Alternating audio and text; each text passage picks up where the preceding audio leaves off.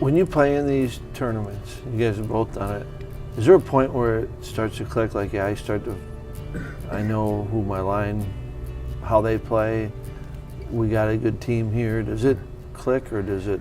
I think the one thing with Different. our sport compared to your sport, I mean, your sport to me is much more complicated as far as putting plays together, because at some point you're going to get the football. Right. In hockey, we're never guaranteed the puck. Right. And so I'd say it's a little bit simpler, where there's certain ways you play. If you watch enough NHL games, right now certain teams play a certain way and other teams, but within those systems, there's a lot of similarities. And so odd man rushes, the lingo that is used in our world, there's a lot of common areas for that.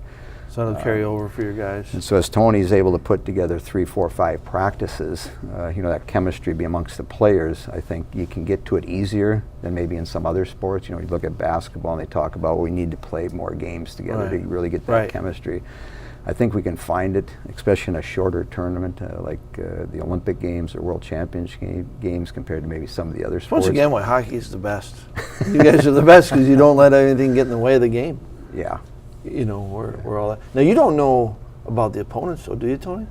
Like who's got a good team, or do you have a feel? The favorite going in as far as the best players is for sure the Russian team.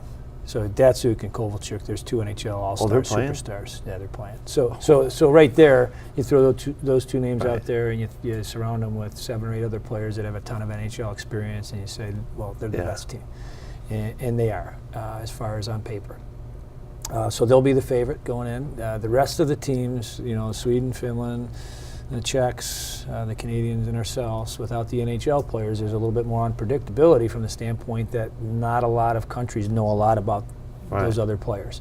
So we've done as much research as we can about getting film and breaking it down to learn as much as we can about our opponents. So going into a tournament like that, the not knowing a lot of it makes it that much more exciting as well. Right. I think there's a lot of teams kind of in the same group, including us, Sweden, Finland, the teams I just mentioned, that really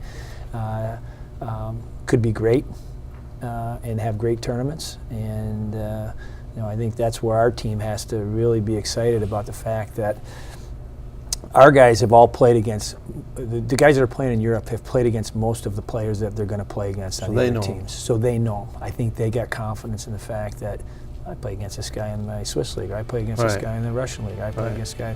So they know him, and I think